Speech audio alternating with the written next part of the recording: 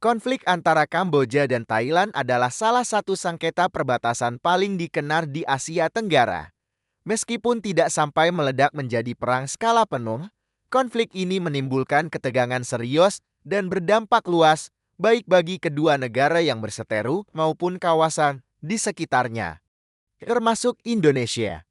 Akar masalahnya bukan sekadar perbedaan garis batas, melainkan juga menyangkut identitas nasional, kedaulatan, dan warisan sejarah yang sensitif. Inti dari konflik ini adalah sebuah kuil kuno bernama Preah Vihear. Kuil ini dibangun pada abad ke-11 oleh Kerajaan Khmer dan berdiri megah di perbukitan Dang Rang, tepat di perbatasan antara Thailand dan Kamboja. Kedua negara sama-sama mengklaim wilayah ini sebagai bagian dari warisan sejarah mereka. Pada tahun 1962, Mahkamah Internasional memutuskan bahwa kuil tersebut adalah milik Kamboja. Meski demikian, Thailand tidak sepenuhnya menerima keputusan ini, terutama terkait dengan wilayah di sekitar kuil yang dinilai belum sepenuhnya jelas statusnya. Situasi mulai memanas pada tahun 2008 saat UNESCO menyetujui permintaan Kamboja untuk menetapkan Preah Vihear sebagai situs warisan dunia. Keputusan ini memicu reaksi keras dari Thailand, yang menilai bahwa penetapan itu dilakukan secara sepihak dan bisa menguatkan klaim Kamboja atas wilayah sengketa. Kedua negara saling mengerahkan pasukan ke perbatasan, dan ketegangan meningkat menjadi bentrokan bersenjata. Rentetan konflik terjadi hingga tahun 2011, dengan korban jiwa dari kedua belah pihak serta ribuan warga sipil yang terpaksa mengungsi dari daerah konflik. Meski hanya terjadi di perbatasan terbatas, konflik ini berdampak luas terhadap kawasan Asia Tenggara. Sebagai dua negara anggota ASEAN, bentrokan ini menimbulkan kekhawatiran akan runtuhnya prinsip dasar ASEAN yang mengedepankan perdamaian dan stabilitas regional. Konflik bersenjata antar anggota ASEAN adalah hal yang sangat jarang dan bisa merusak kredibilitas organisasi. Dalam konteks inilah, Indonesia memainkan peran penting. Indonesia pada tahun 2011 menjabat sebagai ketua ASEAN. Dalam posisi ini, Indonesia mengambil inisiatif untuk memediasi konflik. Menteri Luar Negeri Indonesia saat itu, Marty Natalegaon, aktif melakukan diplomasi shuttle berpindah dari satu ibu kota ke ibu kota lain untuk mempertemukan kedua pihak. Indonesia juga mengusulkan pengiriman tim pengamat ASEAN ke perbatasan untuk memantau situasi dan mencegah eskalasi lebih lanjut. Meskipun tidak mudah, usaha diplomasi ini menuai hasil. Kedua negara akhirnya sepakat untuk menghentikan tembakan dan membuka jalur dialog. Peran Indonesia sebagai mediator sangat diapresiasi dunia internasional, bukan hanya karena berhasil menenangkan situasi, tetapi juga karena Indonesia menunjukkan bahwa negara Asia Tenggara bisa menyelesaikan masalahnya sendiri tanpa intervensi kekuatan besar. Indonesia tampil sebagai negara yang mengedepankan soft power, yakni kekuatan melalui diplomasi dan pengaruh, bukan militer.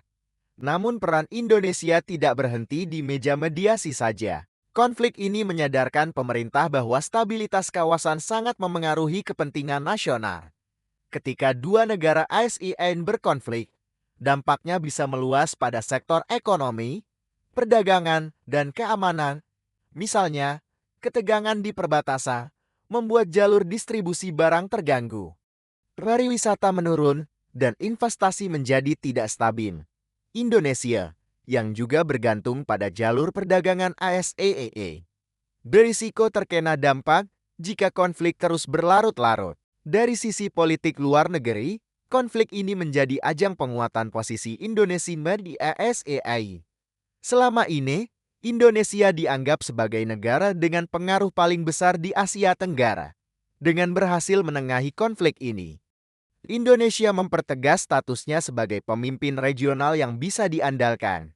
Hal ini juga membuka jalan bagi Indonesia untuk memainkan peran lebih aktif dalam isu-isu regional lainnya, seperti konflik Laut Cina Selatan atau krisis di Myanmar. Efek ke dalam negeri pun ada. Pemerintah Indonesia mulai memperkuat diplomasi pertahanan dan memperluas kerjasama militer di kawasan. Selain itu, kebijakan luar negeri diarahkan untuk lebih proaktif dalam mencegah konflik di sekitar kawasan. Hal ini juga tercermin dalam penguatan forum-forum regional seperti ASEAN Regional Forum dan East Asia Summit di sisi lain. Hubungan bilateral Indonesia dengan Thailand dan Kamboja tetap terjaga dengan baik. Bahkan setelah konflik mereda, Indonesia tetap aktif menjalin kerjasama dengan kedua negara.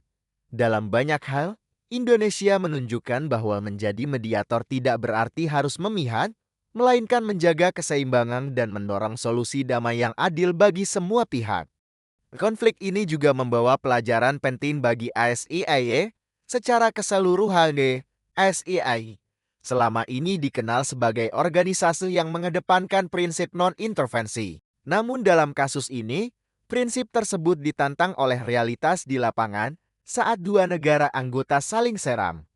Apakah ASEAN bisa tinggal diam? Apakah non-intervensi masih relevan ketika nyawa rakyat sipil terancam? Indonesia menjawab pertanyaan ini dengan tindakan.